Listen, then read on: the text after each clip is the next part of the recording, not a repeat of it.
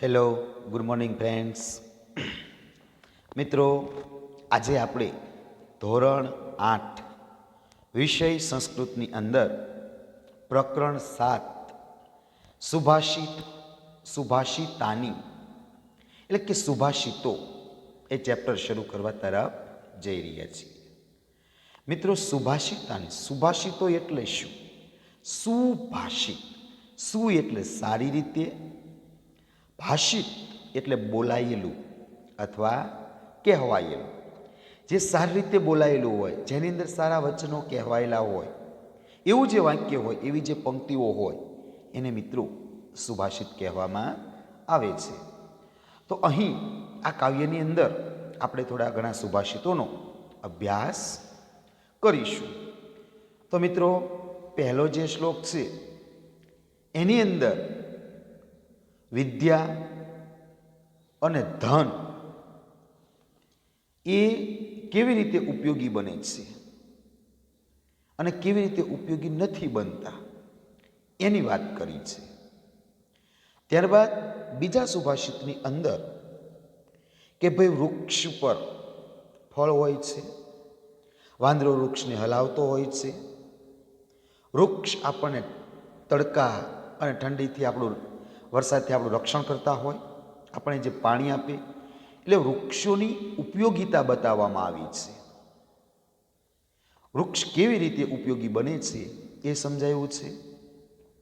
ત્યારબાદ ત્રીજા શ્લોકની અંદર કે ભાઈ આપણો જે સંબંધ વ્યવહાર કેવો છે એ વ્યવહારનું મહત્વ બતાવ્યું કે વ્યવહાર આપણે જેવો રાખીએ તો કોઈ વ્યવહારથી આપણા મિત્રો બને, કોઈ શત્રુ બને. એટલે ખરેખર વ્યવહાર એ સારો હોવો જોઈએ. ત્યારબાદ સત્પુરુષોના લક્ષણ આપ્યા છે કે ભાઈ વાદળાઓ પોતાનું પાણી નથી પીતા, વૃક્ષો પોતાના ફળો પોતે નથી ખાતા. ખરેખર પરોપકારી હોય, જે સંતો હોય, સત્પુરુષો હોય, તો એની જે સંપત્તિ હોય એ ગરીબ લોકોની મદદ માટે હોય છે. એટલે સત્પુરુષોના સ્વભાવની વાત કરી. ત્યારબાદ બધી જે નદીઓ છે આપણી, ગંગા, સિંધુ, સરસ્વતી, યમુના, ગોદાવરી, નર્મદા, કાવેરી, સરયુ, મહેન્દ્રતનયા, ચર્મણવતી, વેદિકા, ક્ષિપ્રા, વેત્રવતી, મહાસુર નદી, ખ્યાતા, ગંડકી, પૂર્ણા, તો આ બધી જ નદીઓ છે એ પાણીથી ભરપૂર છે અને સમુદ્રને મળે છે. એ નદીઓની વાત કરી. ત્યારબાદ કે ભાઈ સત્પુરુષોનો જે સ્વભાવ હોય, સજ્જનનો સ્વભાવ હોય, એની વાત કરી કે જેવી રીતે ચંદનને આપણે વારંવાર ઘસીએ તો ચંદન વધારે સુગંધિત બને.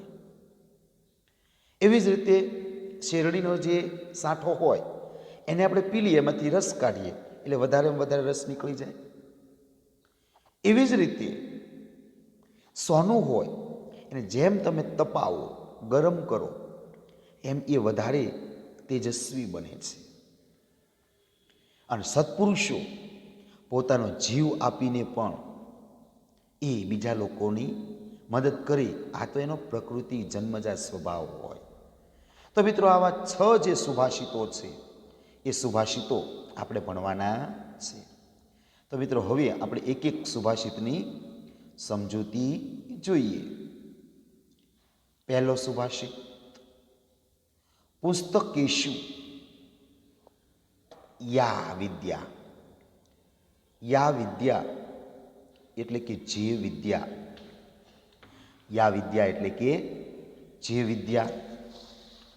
યા વિદ્યા એટલે કે જે વિદ્યા.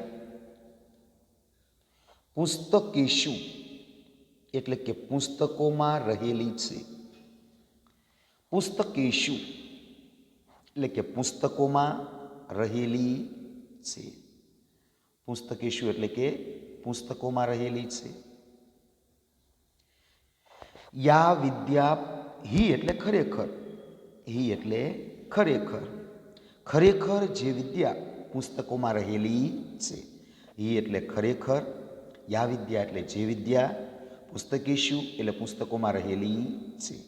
જે વિદ્યા ખરેખર પુસ્તકોમાં રહેલી છે અને યદ એટલે કે જે, યદ એટલે જે, યદ એટલે કે જે.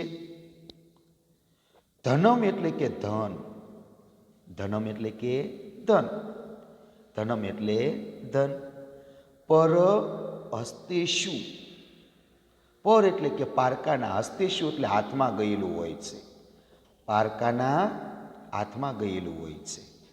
પર હસ્તેશુ એટલે કે પારકાના હાથમાં ગયેલું હોય છે. પર હસ્તેશુ યદ ધનમ, જે ધન પારકાના હાથમાં ગયેલું છે, જે વિદ્યા પુસ્તકોમાં રહેલી છે અને જે ધન પારકાના હાથમાં ગયેલું છે, સા વિદ્યા એટલે કે તે વિદ્યા, સા વિદ્યા એટલે કે તે વિદ્યા, અને તદ ધનમ એટલે કે તે ધન, તદ ધનમ એટલે તે ધન. સા વિદ્યા તદ ધનમ એટલે કે તે વિદ્યા અને તે ધન. સા વિદ્યા તદ ધનમ, તે વિદ્યા અને તે ધન. કાર્યકાલી, કાર્યકાલી ન સમુત્પન્નમ એટલે કે જરૂરિયાત ઊભી થાય ત્યારે, કાર્યકાલી એટલે જરૂરિયાત ઊભી થાય ત્યારે. ન સમુત્પન્ની એટલે કે કાંઈ કામમાં આવતું નથી, ન સમુત્પન્ન એટલે કે કાંઈ કામમાં આવતું નથી. જે ધન, ફરીવાર મિત્રો જોઈ લઈએ. યા વિદ્યા પુસ્તકેશુ એટલે કે જે વિદ્યા પુસ્તકોમાં રહેલી છે, યા વિદ્યા પુસ્તકેશુ જે વિદ્યા પુસ્તકોમાં રહેલી છે. પર હસ્તેશુ યદ ધનમ એટલે કે જે ધન પારકાના હાથમાં ગયેલું હોય છે. યદ ધન પર હસ્તેશુ યદ ધનમ જે ધન પારકાના હાથમાં ગયેલું છે. સા વિદ્યા એટલે તે વિદ્યા, તદ ધનમ એટલે તે ધન. સા વિદ્યા તદ ધનમ એટલે તે વિદ્યા અને તે ધન. કાર્યકાલે એટલે જરૂરિયાત ઊભી થાય ત્યારે, કાર્યકાલે એટલે જરૂરિયાત ઊભી થાય ત્યારે. ન સમુત્પન્ની એટલે કાંઈ કામમાં આવતું નથી, ન એટલે કે કાંઈ કામમાં આવતું નથી. જે વિદ્યા પુસ્તકોમાં રહેલી છે અને જે ધન પારકાના હાથમાં ગયેલું હોય છે, તે વિદ્યા અને ધન જરૂરિયાત ઊભી થાય ત્યારે કાંઈ કામમાં આવતું નથી. જે વિદ્યા પુસ્તકોમાં રહેલી છે અને જે ધન પારકાના હાથમાં ગયેલું હોય, તે વિદ્યા અને ધન જરૂરિયાત ઊભી થાય ત્યારે કાંઈ કામમાં આવતું નથી. તો મિત્રો, આ શ્લોકની અંદર એ બીજાની પાસે જે આપણું ધન હોય તે અને બીજા પારકાના આશરે આપણે જે વિદ્યા રહેલી હોય એ આપણે જ્યારે કામ હોય ત્યારે કાંઈ કામમાં આવતું નથી એ વાત અહીંયા સમજાવી છે. ત્યારબાદ મિત્રો બીજો શ્લોક જોઈએ. વૃક્ષ ફલાન્વિત ભાતિ, વૃક્ષ ફલાન્વિત ભાતિ.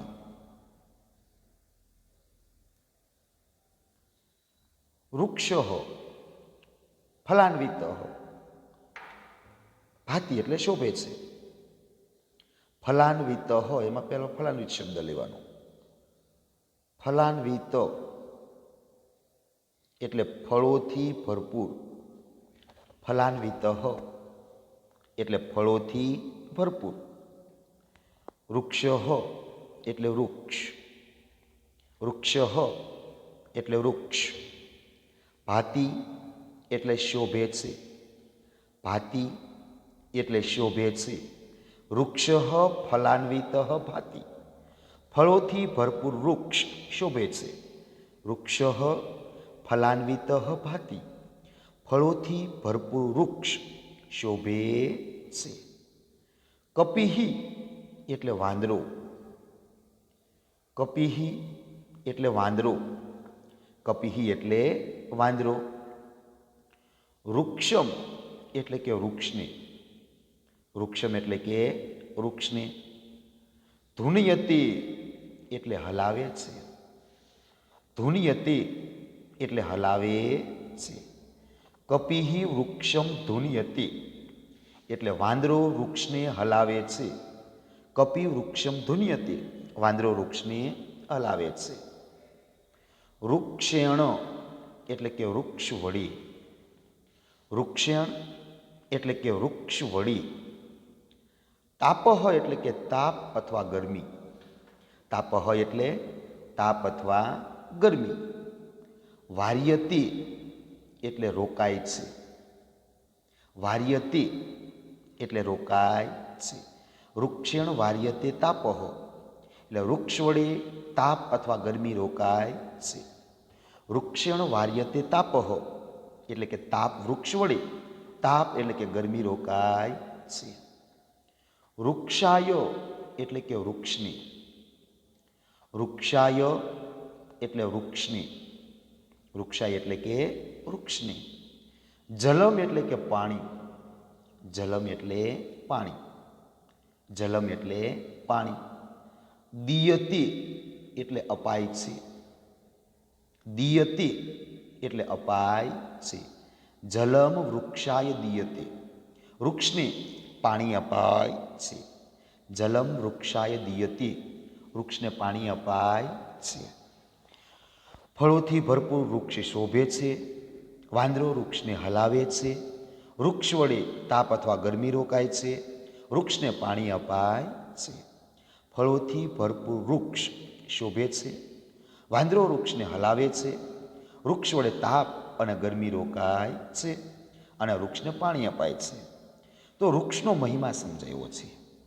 ત્યારબાદ બીજો શ્લોક આગળ. વૃક્ષાત પતંતી પર્ણાની, વૃક્ષાત એટલે કે વૃક્ષ પરથી, વૃક્ષાત એટલે કે વૃક્ષ પરથી. પર્ણાની એટલે પાંદડા, પર્ણાની એટલે પાંદડા.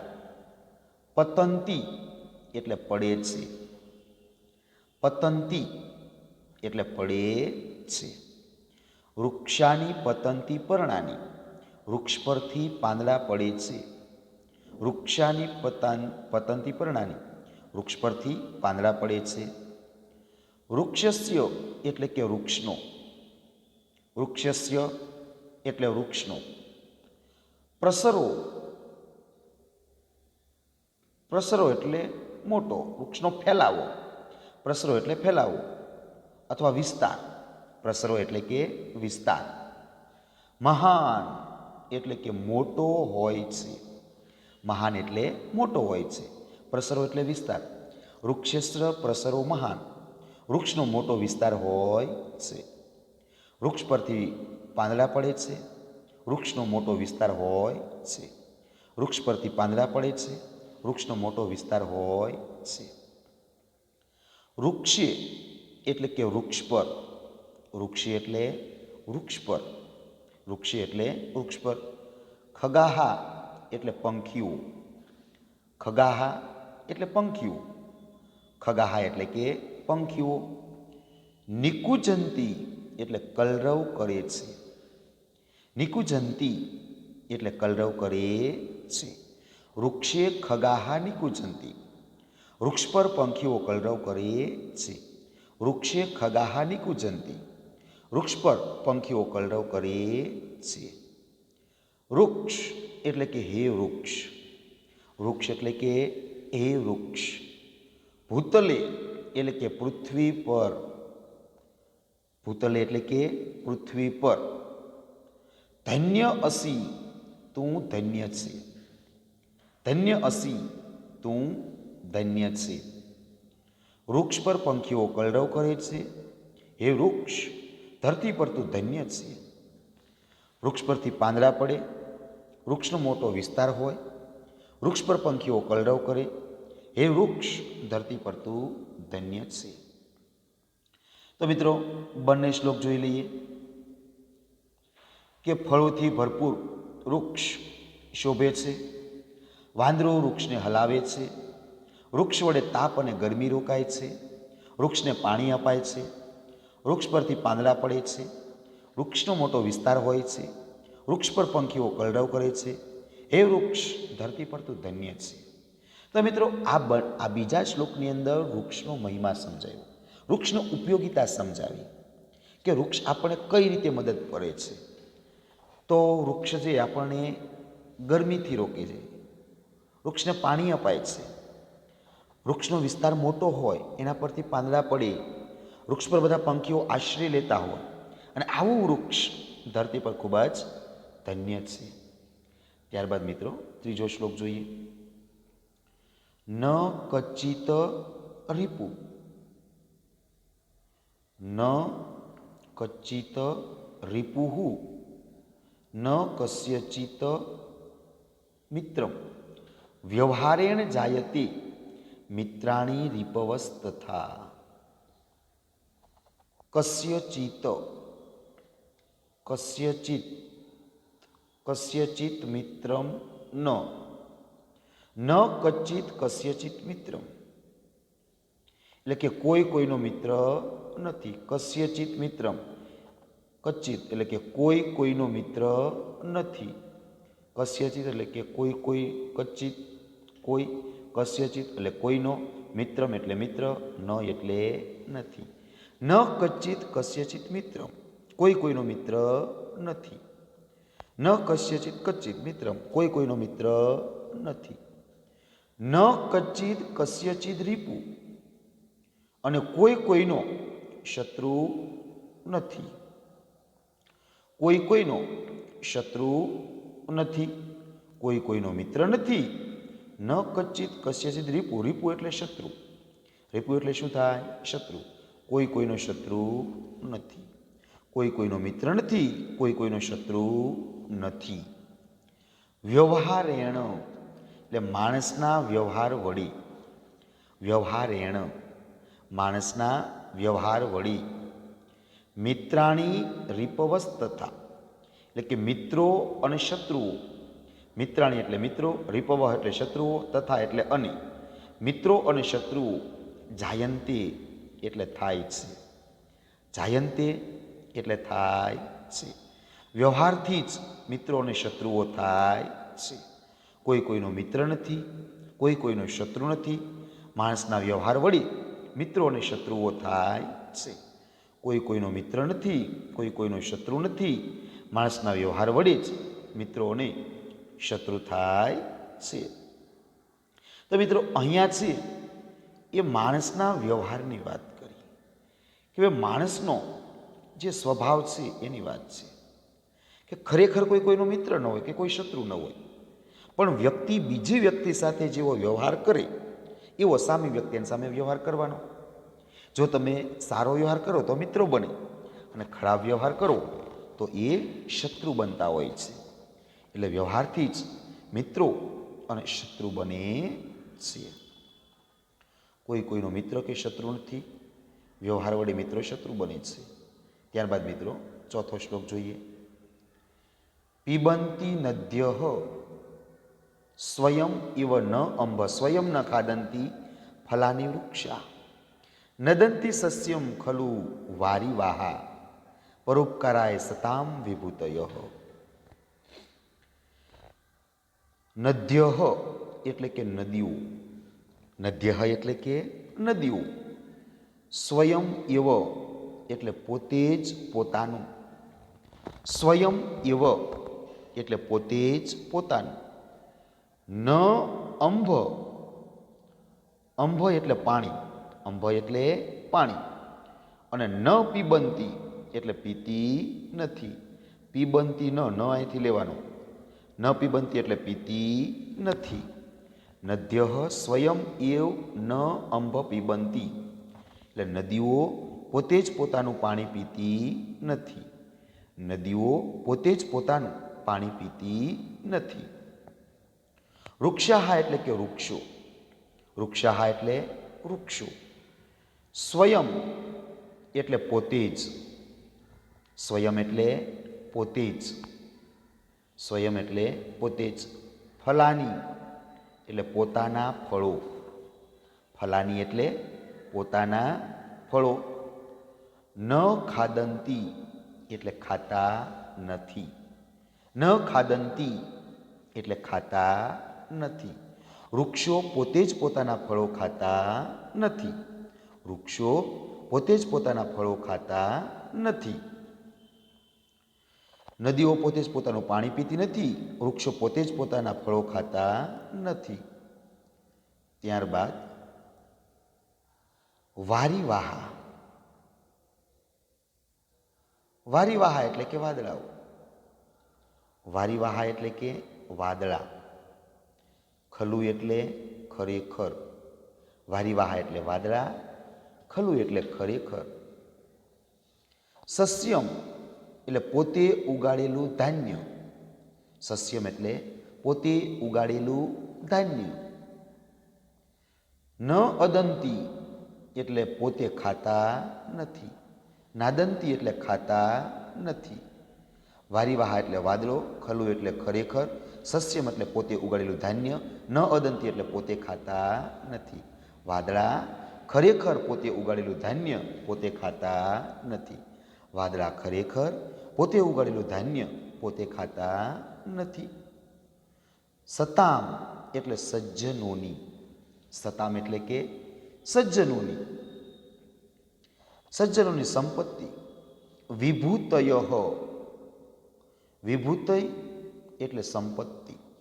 વિભૂતય એટલે કે સંપત્તિ. સજ્જનોની સંપત્તિ પરોપકારાય એટલે પરોપકાર માટે હોય છે. પરોપકારાય પરોપકાર માટે હોય છે. સતામ વિભૂતય પરોપકારાય. સજ્જનોની સંપત્તિ પરોપકાર માટે હોય છે. વાદળો ખરેખર પોતે ઉગાડેલું ધાન્ય ખાતા નથી અને સજ્જનોની સંપત્તિ પરોપકાર માટે હોય છે. તો મિત્રો ભાષાંતર આખું જોઈ લઈએ કે નદીઓ પોતે જ પોતાનું પાણી પીતી નથી. વૃક્ષો પોતે જ પોતાના ફળો ખાતા નથી. વાદળા ખરેખર પોતે ઉગાડેલું ધાન્ય ખાતા નથી. સજ્જનોની સંપત્તિ પરોપકાર માટે હોય છે. નદીઓ પોતે જ પોતાનું પાણી પીતી નથી. વૃક્ષો પોતે જ પોતાના ફળો ખાતા નથી. વાદળા ખરેખર પોતે ઉગાડેલું ધાન્ય પોતે ખાતા નથી. સજ્જનોની સંપત્તિ પરોપકાર માટે હોય છે. ત્યારબાદ મિત્રો જોઈએ આગળનો શ્લોક. ગંગા સિંધુ સરસ્વતી ગોદાવરી નર્મદા કાવેરી સરયુ મહેન્દ્ર તનયા ચર્મવતી વેદિકા ક્ષિપ્રા વેત્રવતી મહાસુર નદી અને પ્રખ્યાત જયા ગંડકી. આ બધી ભરપૂર પાણીથી નદીઓ છે અને સમુદ્રમાં ભળી મારું મંગળ કરું. ગંગા એટલે ગંગા. ગંગા એટલે ગંગા. મિત્રો બધા નદીઓના નામ છે. સિંધુ એટલે સિંધુ. સિંધુ એટલે સિંધુ. સરસ્વતી એટલે સરસ્વતી. સરસ્વતી એટલે સરસ્વતી. ચ એટલે અની. ચ એટલે અની. યમુના એટલે યમુના. યમુના એટલે યમુના. ગોદાવરી એટલે ગોદાવરી. ગોદાવરી એટલે ગોદાવરી. નર્મદા એટલે નર્મદા. નર્મદા એટલે નર્મદા. કાવેરી એટલે કાવેરી. કાવેરી એટલે કાવેરી. સરયુ એટલે સરયુ. સરયુ એટલે સરયુ. મહેન્દ્ર તનયા એટલે મહેન્દ્ર તનયા અથવા મહાનદી. મહેન્દ્ર તનયા એટલે મહાનદી અથવા મહેન્દ્ર તનયા. ચર્મણવતી એટલે ચર્મણવતી. ચર્મણવતી એટલે ચર્મણવતી. વેદિકા એટલે વેદિકા. વેદિકા એટલે વેદિકા. ક્ષિપ્રા એટલે ક્ષિપ્રા. ક્ષિપ્રા એટલે ક્ષિપ્રા. વેત્રવતી એટલે કે વેત્રવતી. વેત્રવતી એટલે વેત્રવતી. મહાસુર નદી એટલે કે મહાસુર નદી. મહાસુર નદી એટલે મહાસુર નદી. ચ એટલે અની. ચ એટલે અની. ખ્યાતા એટલે કે પ્રખ્યાત. ખ્યાતા એટલે પ્રખ્યાત. યા એટલે કે જ્યાં. યા એટલે કે જ્યાં, ગંડકી એટલે કે ગંડકી નદી, ગંડકી એટલે કે ગંડકી નદી, ગંડકી એટલે કે ગંડકી નદી. પૂર્ણ પૂર્ણે જલા, પૂર્ણ પૂર્ણે જલા, તો આ બધી ભરપૂર પાણીથી પૂર્ણ નદીઓ, પૂર્ણાહા પૂર્ણ જલે, તો આ બધી ભરપૂર પાણીથી પૂર્ણ નદીઓ, પૂર્ણ પૂર્ણે જલા એટલે ભરપૂર પાણીથી પૂર્ણ નદીઓ. સમુદ્ર સહિતા એટલે સમુદ્ર સાથે, સમુદ્ર સહિતા એટલે સમુદ્ર સાથે ભળીને, સમુદ્ર સહિતા એટલે સમુદ્ર સાથે ભળીને. મેં એટલે કે મારું, મેં એટલે મારું. મંગલમ એટલે કે મંગળ, મંગલમ એટલે મંગળ. કુર્વંતુ એટલે કરો, કુર્વંતુ એટલે કે કરવું. આ બધી નદીઓ ભેગી મળી મારું મંગળ કરો. મિત્રોમાં માત્ર નદીઓના નામ જ લખવાના છે. ગંગા, સિંધુ, સરસ્વતી, યમુના, ગોદાવરી, નર્મદા, કાવેરી, સરયુ, મહેન્દ્ર તનયા, ચરમણવતી, વેદિકા, ક્ષિપ્રા, વેત્રવતી, મહાસુર નદી અને પ્રખ્યાત જે આ ગંડકી નદી, આ બધી ભરપૂર પાણીથી પૂર્ણ નદીઓ સમુદ્ર સાથે મળી મારું મંગળ કરો. પૂર્ણ જલા પૂર્ણે એટલે પાણીથી ભરપૂર પૂર્ણ નદીઓ, પૂર્ણહા જલે પૂર્ણે પાણીથી ભરપૂર પૂર્ણ નદીઓ. સમુદ્ર સહિતા એ સમુદ્ર સાથે ભળીને, સમુદ્ર સહિતા એ સમુદ્ર સાથે ભળીને. મેં મંગલમ કુર્વંતુ એટલે મારું મંગળ કરવું. તો મિત્રો બધી નદીઓ છે એ આપણે બધાનું છે આપણું રક્ષણ કરનાર છે, આપણે પાણી આપનાર છે, અને આવી રીતે એ આપણું મંગળ કરનારી નદીઓ કહેવાય. તો અહીંયા મિત્રો નદીઓનો મહિમા વર્ણવ્યો છે. ત્યારબાદ મિત્રો છઠ્ઠો શ્લોક અને છેલ્લો શ્લોક. છઠ્ઠો, ધુષ્ટમ ધુષ્ટમ પુનઃ ચંદનમ ચારુગંધમ છિન્નમ છિન્નમ પુનરપી પુનઃ સ્વાદુ ચ એવ ઇક્ષુદંડમ દગ્ધમ દગ્ધમ પુનરપી પુનઃ કાંચનમ કાંતવર્ણ ન પ્રાણાંતે પ્રકૃતિ વિકૃતિ જાયતે સજ્જનાનામ. પુનરપી પુનઃ, પુનરપી પુનઃ એટલે વારંવાર, પુનરપી પુનઃ એટલે વારંવાર, પુનરપી પુનઃ એટલે વારંવાર. ધૃષ્ટમ ધૃષ્ટમ એટલે ઘસવા છતાં, ધૃષ્ટમ ધૃષ્ટમ એટલે ઘસવા છતાં. ચંદનમ એટલે કે ચંદન અથવા સુખડ, ચંદનમ એટલે ચંદન અથવા સુખડ. ચારુ ગંધનમ, ચારુ એટલે મધુર અને ગંધ એટલે સુગંધવાળું હોય છે. ચારુ એટલે મધુર અને ગંધનમ એટલે સુગંધવાળું હોય છે. ચારુ ગંધનમ મધુર સુગંધવાળું હોય છે. વારંવાર ઘસવા છતાં ચંદન અથવા સુખડ મધુર સુગંધવાળું હોય છે. વારંવાર ઘસવા છતાં ચંદન મધુર સુગંધવાળું હોય છે. છિન્નમ છિન્નમ પુનરપી પુનરપી પુનઃ પુનરપી, પુનઃ પુનરપી એટલે ફરી ફરીને, પુનઃ એટલે પુનરપી એટલે ફરી ફરીને. છિન્નમ છિન્નમ અપી એટલે કાપવા છતાં, છિન્નમ છિન્નમ એટલે કાપવા છતાં. છિન્નમ છિન્નમ પુનરપી પુનઃ વારંવાર કાપવા છતાં, વારંવાર કાપવા છતાં. એવ ઇક્ષુદંડમ એટલે કે તે શેરડીનો સાંઠો, ઇક્ષુદંડમ તે શેરડીનો સાંઠો. સ્વાદુ એટલે સ્વાદિષ્ટ હોય છે, સ્વાદુ એટલે સ્વાદિષ્ટ હોય છે. છિન્નમ છિન્નમ પુનઃ પુનરપી સ્વાદુ ચ એવ ઇક્ષુદંડ, ઇક્ષુદંડ એટલે શેરડીનો સાંઠો. ફરી ફરીને કાપવા છતાં તે શેરડીનો સાંઠો સ્વાદિષ્ટ હોય છે. ફરી ફરીને કાપવા છતાં તે શેરડીનો સાંઠો સ્વાદિષ્ટ હોય છે. ત્યારબાદ પુનઃ પુનરપી એટલે ફરી ફરીને, પુનરપી પુનઃ એટલે ફરી ફરીને, દગ્ધમ દગ્ધમ એટલે તપાવવા છતાં, દગ્ધમ દગ્ધમ અપી એટલે તપાવવા છતાં, અપી એટલે પણ, વારંવાર ફરી ફરીને તપાવવા છતાં, કાંચનમ એટલે સુવર્ણ એટલે કે સોનું, કાંચનમ એટલે સુવર્ણ અથવા સોનું, કાંતવર્ણ એટલે કમનીય રંગનું થાય છે, કાંતવર્ણ એટલે કમનીય રંગનું થાય છે. દગ્ધમ દગ્ધમ પુનરપી પુનઃ કાંચનમ કાંતવર્ણ, ફરી ફરીને તપાવવા છતાં સુવર્ણ કમની રંગનું થાય છે, ફરી ફરીને તપાવવા છતાં સુવર્ણ કમનીય રંગનું થાય છે. ત્યારબાદ તો પણ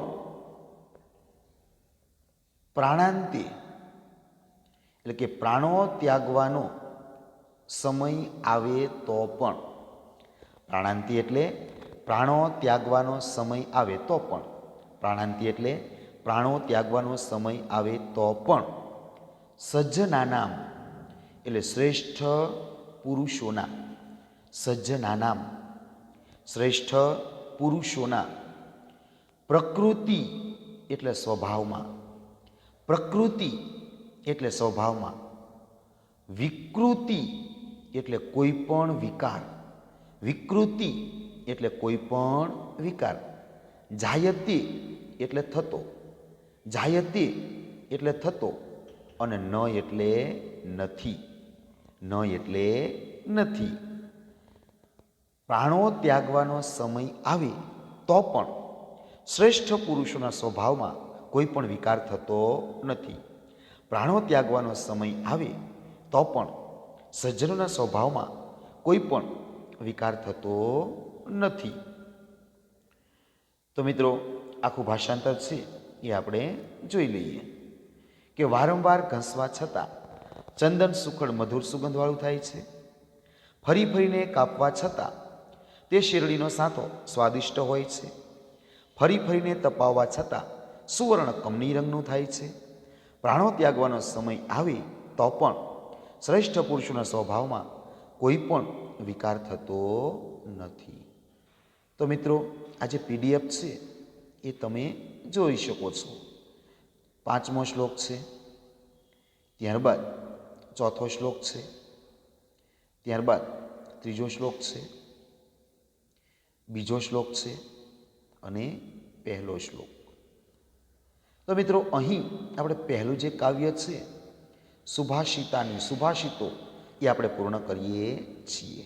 મિત્રો, હોમવર્કની અંદર તમારે આ ભાષાંતર ફેરબુકમાં લખવાનું છે. હોમવર્કની અંદર ભાષાંતર ફેરબુકમાં લખવાનું છે.